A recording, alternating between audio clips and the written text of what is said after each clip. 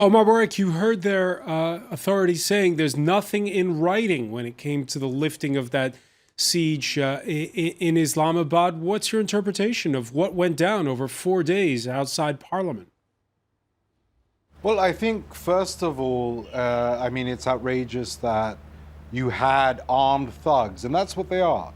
We saw the pictures there where they're brandishing sticks, where they're using inflammatory hate speech, where they're making incendiary attacks on the Pakistani state itself, that they were indulged in this way.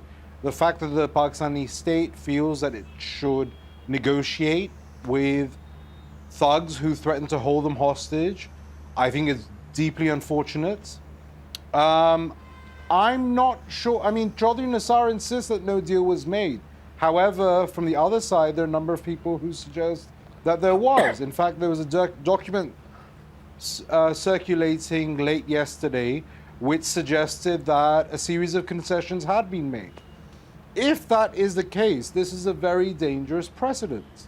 Unfortunately, the civilian government is weak to the extent, and we've seen this since we discussed this on your show in 2014, Francois, where mobs can gather in the center of Islamabad and try and hold the government hostage, extract concessions, and do so without actually having any legitimate voice within the Pakistani political system or using any of the many avenues for redress open to them under the Pakistani constitution.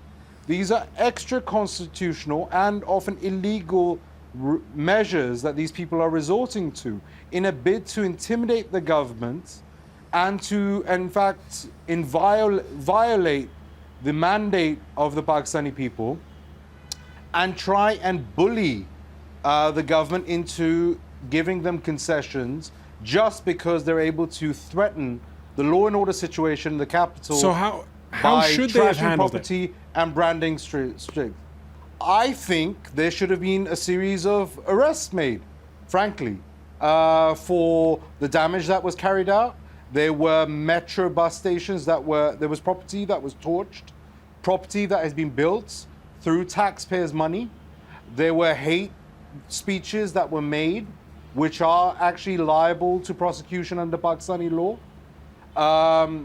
We saw all manner of threats being issued against other citizens of Pakistan, including minorities, religious minorities. We saw the threat being issued against Asia Bibi, for example, as well.